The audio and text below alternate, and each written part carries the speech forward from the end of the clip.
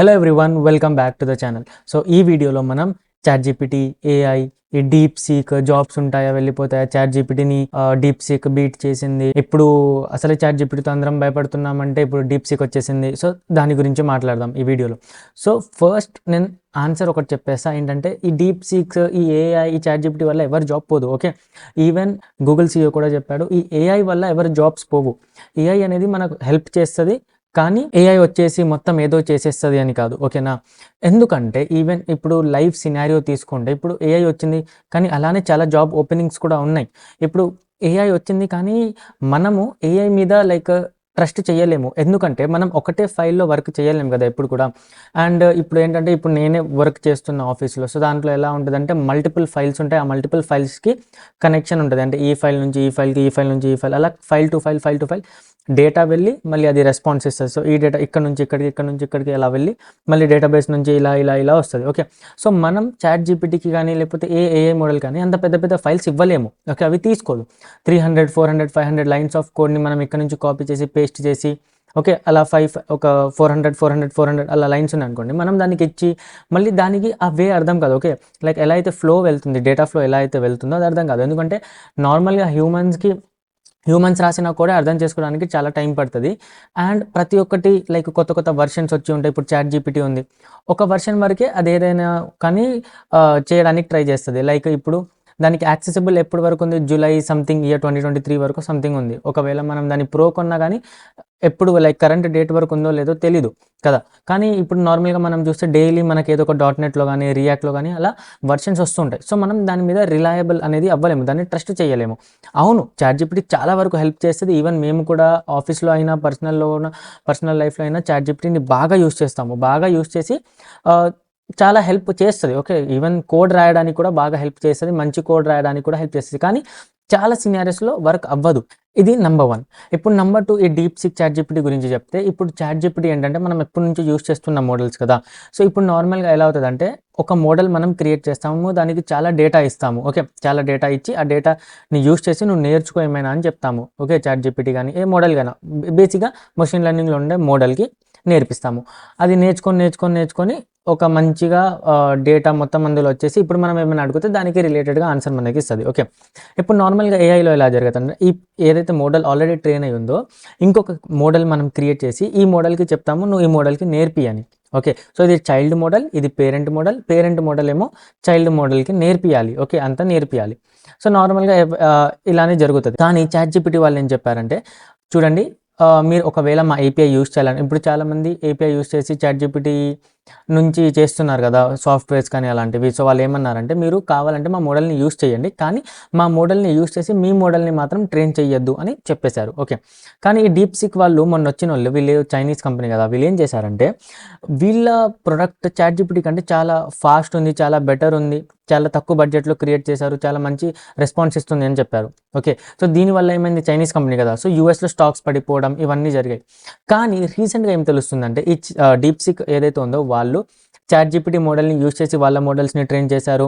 వాళ్ళు కూడా chat GPT ఏవైతే చిప్స్ యూస్ చేస్తుంది, ఎన్విడియా చిప్స్, అవి యూస్ చేసి వాళ్ళు బిల్డ్ చేశారు. ఇవన్నీ ఏవేవో కొత్తవి నడుస్తున్నాయి, రోజుకి కొత్త న్యూస్. ఇప్పుడు మీరు ఈ వీడియో చూస్తున్నారు, ఫ్యూచర్లో మీరు చూసేటప్పటికి వేరే ఏదో ఒక న్యూస్ వచ్చేసి ఉంటుంది. సో అలా చాలా జరుగుతున్నాయి. కానీ ఇవి సరే, ఈ ఏఐ వార్స్ అనేది జరుగుతూనే ఉంటుంది. కానీ డీప్ సీక్ కూడా మనకి మన ప్రాజెక్ట్ తెచ్చిస్తుందా? ప్రాజెక్ట్ అంటే మనం ప్రాజెక్ట్ చెప్పగానే మొత్తం క్రియేట్ చేసి ఇస్తానంటే చేయలేదు.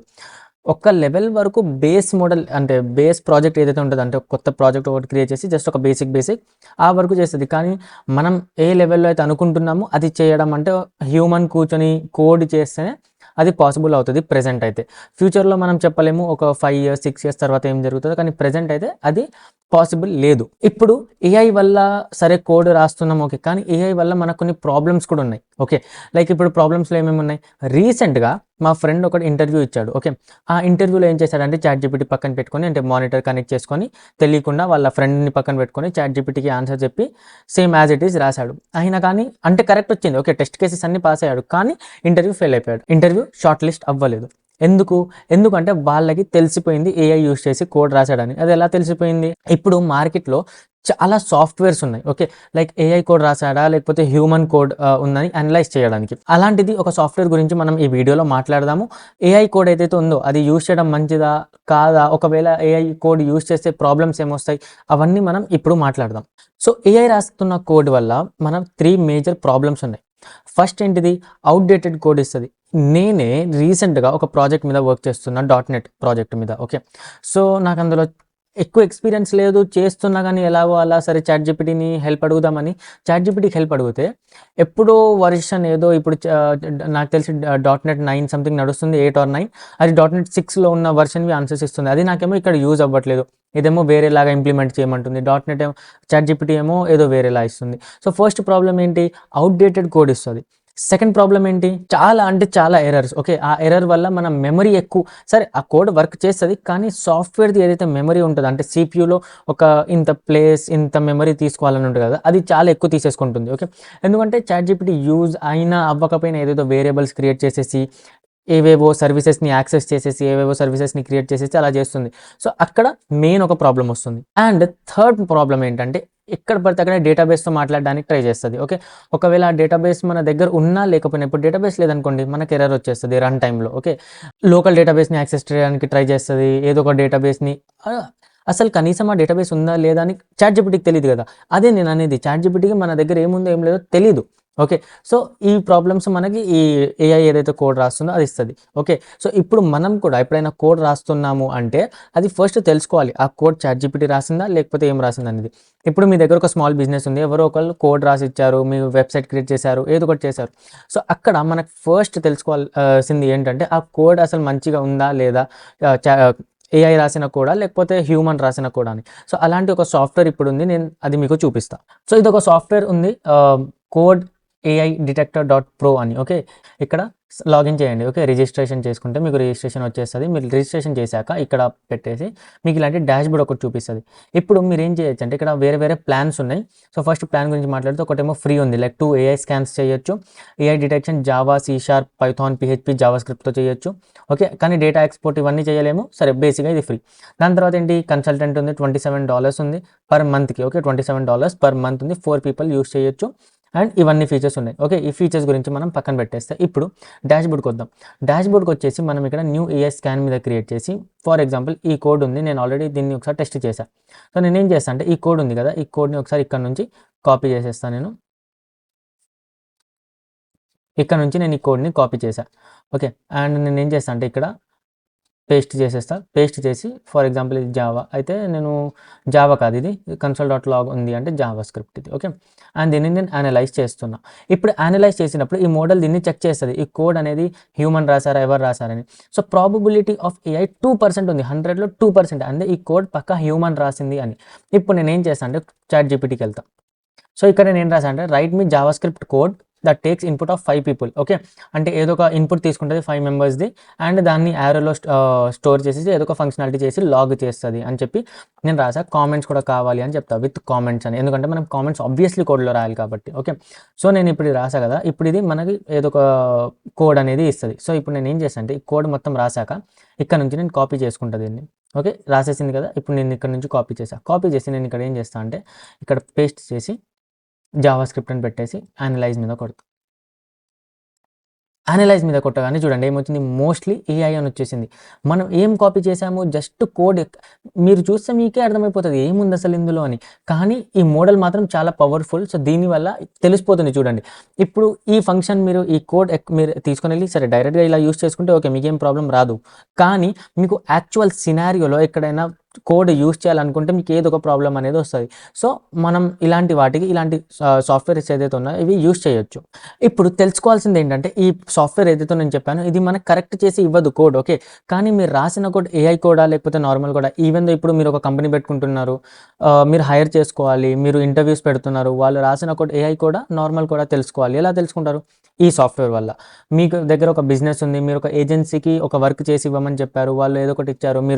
వాళ్ళు మీకు కోడ్ ఫైల్స్ కూడా ఇస్తారు కదా! ఇప్పుడు ఆ కోడ్ ఫైల్ ఏఐతో రాసారా?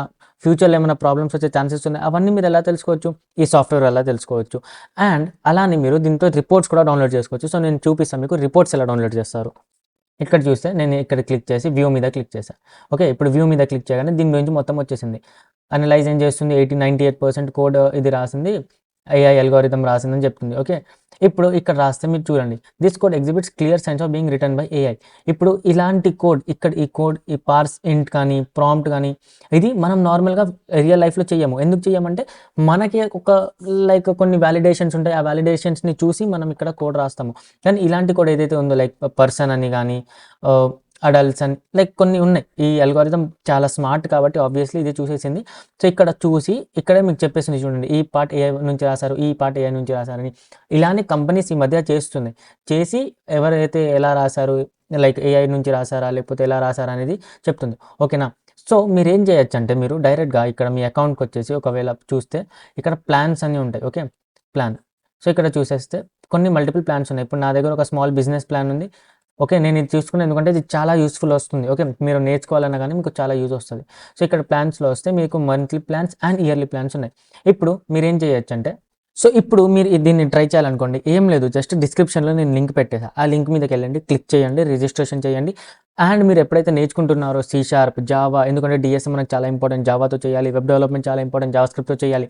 సో ఇది ఏదైతే ఉందో ఫస్ట్ మీరు కంపేర్ చేసి చూడండి. అండ్ మీ దగ్గర ఏమైనా ప్రోడక్ట్ ఉన్నా కానీ దాంతో కంపేర్ చేసి చూడండి అండ్ నేర్చుకోండి. ఏఐ ఎలా రాస్తుంది, మనం ఎలా రాస్తున్నాము కంపేర్ చేసి మీ దగ్గర బిజినెసెస్ ఎలా ఉంటే మీకు చాలా యూజ్ వస్తుంది. ఓకే, సో ఈ వీడియోలో అంతే, నెక్స్ట్ వీడియో కలుద్దాం. Until then, bye.